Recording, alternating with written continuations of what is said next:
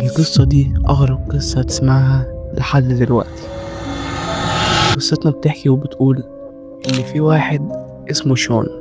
شون ده كان طفل وعنده 11 سنة. في لحظة واحدة بس ومحدش كان متوقع اللي هيحصل بعد كده. في سنة 2002 شون كان راكب العجلة بتاعته وماشي على الطريق زي أي طفل، لكن فجأة وبدون تفسير اختفى. لا صوت ولا شهود ولا أي دليل، كأنه اتبخر من على وجه الأرض. والشرطة قلبت الدنيا والناس كانت بتدور عليه في كل مكان، بس مفيش فايدة. وبعد 4 سنين كاملة كانت المفاجأة والصدمة. الشرطة دخلت بيت راجل اسمه مايكل ولقوا شون جوه عايش، بس مش لوحده، ده كان في طفل تاني وكمان كان لسه مخطوف. الراجل ده كان خاطف شون وعايش معاه كل السنين دي.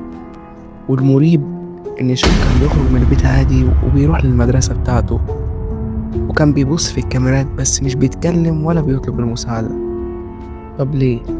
هل كان مهدد ولا اتغسل دماغه ولا في سر أخطر محدش عرفه لحد دلوقتي؟ اكتبلي في الكومنتات ايه رأيك في اللي حصل، ولو كنت مكانه كنت هتهرب ولا كنت هتواجه الحقيقة؟ كان معكم مازن من قناة زر للغموض.